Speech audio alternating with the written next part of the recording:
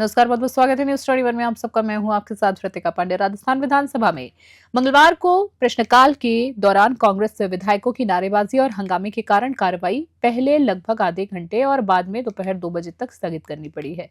कानपुर विधानसभा क्षेत्र से जुड़े एक प्रश्न पर नेता प्रतिपक्ष टीकाराम जूली के पूरक प्रश्न की अनुमति न मिलने पर कांग्रेस विधायकों ने जोरदार विरोध जताया है। भड़के विधायकों ने अपनी सीट छोड़कर अध्यक्षीय आसन के पास नारेबाजी शुरू कर दी। इससे पहले भी कांग्रेस ने पंचायती राज और स्थानीय निकाय चुनाव में देरी के खिलाफ विधानसभा परिसर में प्रदर्शन किया है। बता दें, टीकाराम जूली ने कहा है कि सरकार चुनाव कराने से डर रही है और लोकतांत्रिक परंपरा के खिलाफ कार्रवाई कर रही है। मुख्यमंत्री भजनलाल शर्मा ने विधायकों से विपक्ष के हंगामे का मुकाबला कर सरकार की उपलब्धियां जनता तक पहुंचाने का आह्वान किया।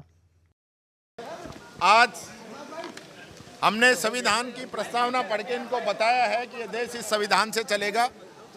ये लोग देश के संविधान को बदलना चाहते हैं। इन्होंने लोकसभा चुनाव से पहले अभियान भी चलाया था कि हम लोग इस देश के संविधान को बदलें, लेकिन देश की जनता ने इनको इसमें कामयाब नहीं होने दिया और 400 पार की बात करने वाले 200 पार पे आके अटक गए। और आज भी ये लोग कहीं ना कहीं कुंठा से ग्रसित हैं कि इस देश का संविधान बाबा साहब अम्बेडकर ने बनाया है। ये वो लोग हैं जिन्होंने जब बाबा साहब का अम्बेडकर बना तब इस संविधान की प्रतियां जलाने का काम किया था और वो प्रति उस दिन से लेकर आज तक जल रही है, एक एक करके जल रही है।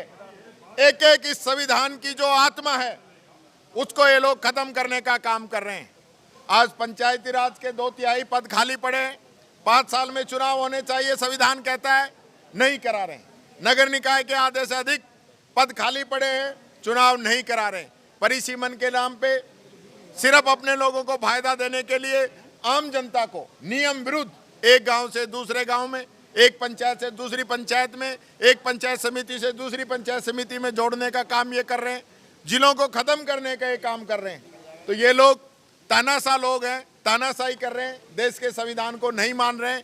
इसके विरोध में आज हमने प्रदर्शन किया है। हमारी राजस्थान की वो खूबसूरत भूमि है जिसके अंदर पंचायती राज की स्थापना पंडित जवाहरलाल नेहरू जी ने नागौर के अंदर से की थी। आज उसी पंचायती राज को ये लोग खत्म करना चाहते हैं। देश के अंदर 73वां और 74वां संविधान लाकर स्वर्गीय राजीव गांधी जी ने MP और MLA चुनाव की तरह पंचायत और नगर निकाय के चुनाव भी 5 साल में कराने का नियम बनाया था, कानून बनाया था। उस लोगों की उनकी ये लोग पालना नहीं कर रहे। ये हमारा विरोध है। हम लगातार जो है अपनी मांग इसके लिए उठा रहे हैं। हस्ताक्षर अभियान हमने चलाए, जगह जगह पे हमने संविधान सभाएं की, लेकिन उसके बावजूद भी ये लोग नहीं मान रहे। इसलिए आज हम विधानसभा में भी ये प्रदर्शन कर रहे हैं।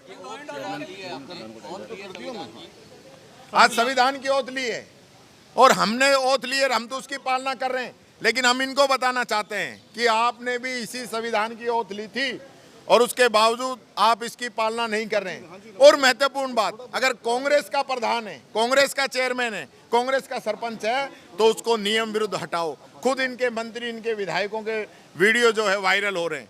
तो ये जो तानाशाही कर रहे हैं, सस्पेंड किया, कोर्ट ने बहाल कर दिया, ज्वाइन कराते आधे घंटे में फिर सस्पेंड कर देते हैं। तो ये तानाशाही नहीं तो और क्या है। सर, आपने जो आज प्रस्तावना पढ़ी है, इसमें तीसरी लाइन में आपने जो बात कही, पंथ निरपेक्ष, धर्म निरपेक्ष और धर्म की आज़ादी की बात की, उसको लेकर के बिल पेश किया जा रहा है आज। उसी में देखेंगे, अभी अंदर भी बात करेंगे, क्योंकि कोई भी चीज़, कोई भी बात हो, संविधान से ऊपर नहीं हो सकती। लॉ एंड ऑर्डर को लेकर के आप बहस कराना चाहते थे, आपने कहा है कि सरकार ने सुना है, अपराध सुना है, लेकिन मुझे लगता नहीं कि ये लोग बोल पाएंगे। इनकी हिम्मत नहीं है कि कानून व्यवस्था पे ये लोग जवाब दे दें। अतिवृष्टि पे हमारे इतने चिल्लाने के बाद में अगर मुख्यमंत्री 2 शब्द बोल दें तो बोल दें, बाकी मुझे लगता नहीं, क्योंकि पर्ची दिल्ली से जब तक नहीं आएगी ये लोग नहीं बोल पाएंगे। इनकी कुंभकर्णी नींद से हमने जगाया इन लोगों को। उसके बाद इनके मंत्री, प्रभारी सचिव, विधायक फील्ड में गए, मुख्यमंत्री जी ने मीटिंग की है। उससे पहले तो इन्होंने कुछ किया ही नहीं था। 1 रुपया इन्होंने जारी नहीं किया। 193 लोगों की मौत के बाद 1 करोड़ रुपए जारी कर रहे हैं।